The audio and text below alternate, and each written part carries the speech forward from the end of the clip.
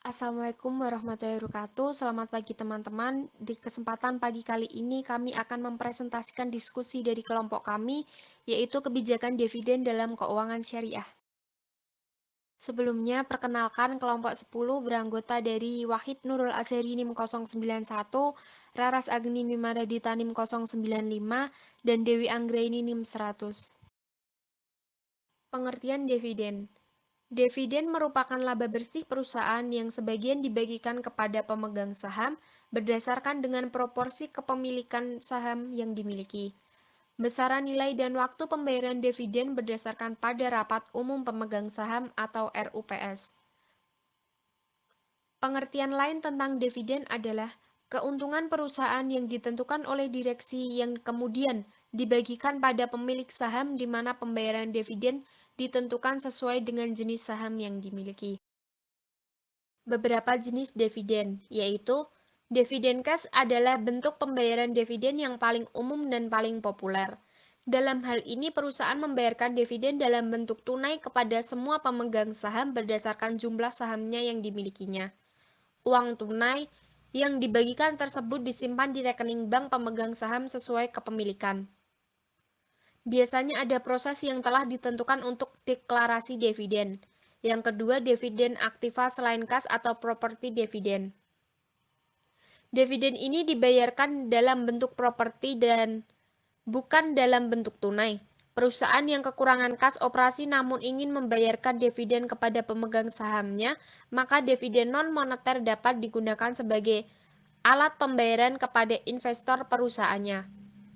Dividen properti dapat dalam bentuk apapun seperti persediaan, aset, kendaraan, real estate, dan lain sebagainya. Yang ketiga, dividen hutang atau scrap dividend.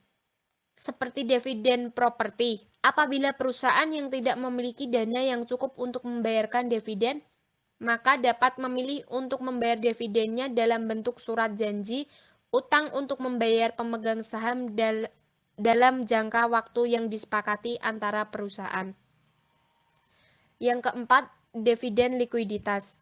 Mengembalikan modal awal yang dikontribusikan oleh pemegang saham sebagai ekuitas perusahaan. Dividen ini pada umumnya terjadi pada saat perusahaan akan mengakhiri operasi bisnis atau bangkrut. Yang kelima, dividen saham. Dividen saham dibayarkan kepada pemegang saham dengan mengeluarkan saham baru di perusahaan. Pembayaran dalam saham ini berdasarkan jumlah saham yang sudah dimiliki investor atau pemegang sahamnya. Baik, untuk yang selanjutnya adalah perspektif Islam dalam memandang dividen.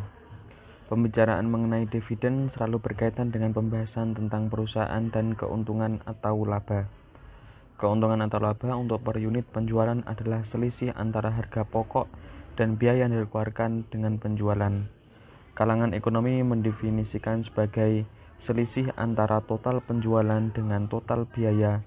Total penjualan yakni harga barang yang dijual, sedangkan total biaya operasional adalah seluruh biaya yang dikeluarkan dalam penjualan yang terlibat dan tersembunyi. Biasanya perusahaan dibentuk oleh 2 orang atau lebih, atau juga badan hukum. Orang-orang atau badan hukum ini melakukan syirkah atau kerjasama dalam bentuk modal. Kerjasama dalam bentuk syirkah amwal ini biasanya dikenal dengan syirkah musamah.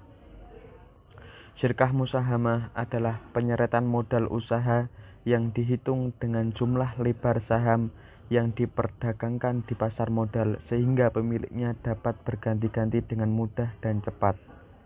Syirkah musahamah bermanfaat bagi pengembangan bisnis karena saham disebar dalam jumlah yang besar.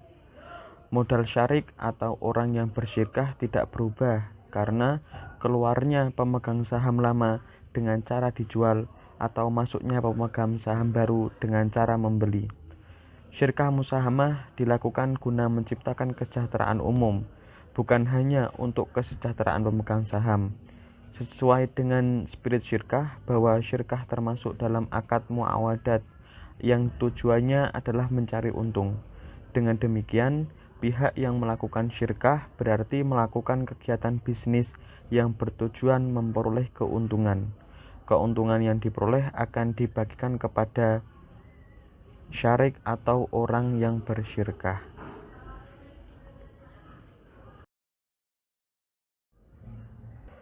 Kemudian slide yang selanjutnya yaitu faktor-faktor kebijakan dividen. Ada beberapa faktor yang diperlukan atau perlu diperhatikan manajer perusahaan terkait dengan penerapan kebijakan dividen. Faktor-faktor tersebut yaitu yang pertama, undang-undang. Undang-undang menetapkan bahwa dividen dibayar dari laba tahun berjalan maupun laba tahun lalu yang ada di pos laba ditahan di neraca. Peraturan pemerintah menekankan 3 hal. Yang pertama, peraturan laba bersih. Yang kedua, larangan pengurangan modal. Kemudian yang ketiga yaitu peraturan tentang kepailitan. Yang selanjutnya, faktor-faktor yang selanjutnya yaitu posisi likuiditas. Artinya laba ditahan biasanya diinvestasikan dalam bentuk yang dibutuhkan dalam menjalankan usaha. Laba ditahan tahun-tahun lalu sudah diinvestasikan dalam bentuk aktiva dan tidak dapat disimpan dalam bentuk kas. Jadi, meskipun suatu perusahaan mempunyai catatan mengenai laba, perusahaan mungkin dapat membayar tunai dividen karena posisi likuiditasnya. Faktor yang selanjutnya yaitu pembatasan dalam perjanjian hutang. Perjanjian hutang, khususnya apabila merupakan hutang jangka panjang, seringkali membatasi kemampuan perusahaan untuk membayar dividen tunai. Larangan dibuat untuk melindungi kedudukan pemberi pinjaman. Biasanya menyatakan bahwa dividen di masa datang hanya dapat dibayar dari laba yang diperoleh sesudah penandatanganan perjanjian hutang. Jadi dividen tidak dapat dibayarkan dari laba di tahun-tahun lalu. Dividen tidak dapat dibayarkan apabila modal bersih berada di bawah suatu jumlah yang telah ditentukan. Faktor yang selanjutnya yaitu tingkat ekspansi. Artinya aktiva semakin cepat sebuah perusahaan berkembang, semakin besar kebutuhan untuk membiayai ekspansi aktivanya. Bila kedudukan dana di masa depan semakin besar, perusahaan akan cenderung untuk menahan laba daripada membayarkannya.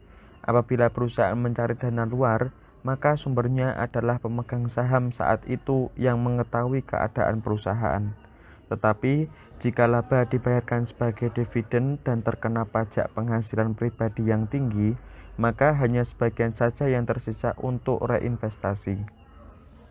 Faktor yang selanjutnya, tingkat laba dan stabilitas laba.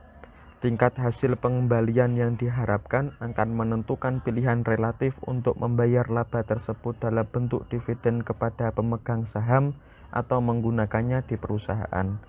Suatu perusahaan yang mempunyai laba stabil seringkali dapat memperkirakan berapa besar laba di masa yang akan datang. Perusahaan seperti ini biasanya cenderung membayarkan laba dengan persentase yang lebih tinggi. Faktor yang selanjutnya, aktiva ke pasar modal. Suatu perusahaan yang besar dan telah berjalan baik mempunyai catatan profitabilitas dan stabilitas akan mempunyai akses yang mudah ke pasar modal dan mempunyai bentuk lain dari pendanaan. Perusahaan yang sudah mapan akan memberi tingkat pembayaran dividen yang lebih tinggi. Faktor yang terakhir adalah pajak atas laba yang diakumulasikan secara salah. Untuk mencegah saham hanya menggunakan perusahaan sebagai suatu perusahaan penyimpan uang yang dapat digunakan untuk menghindari tarif penghasilan pribadi yang tinggi, peraturan perpajakan perusahaan menentukan suatu pajak tambahan khusus terhadap penghasilan yang diakumulasikan secara tidak benar.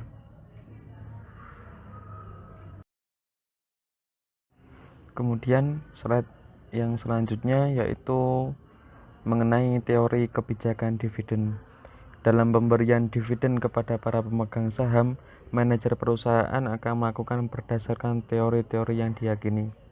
Adapun teori kebijakan dividen dapat dibagi menjadi dua. Yang pertama, kebijakan dividen tanpa pajak.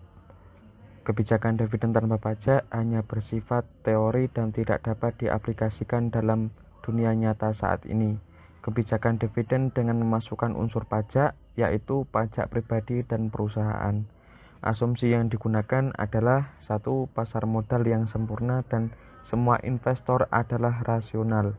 Artinya, informasi tersedia semua tanpa biaya, termasuk biaya transaksi, dan investor besar tidak cukup untuk mempengaruhi harga pasar sekuritas.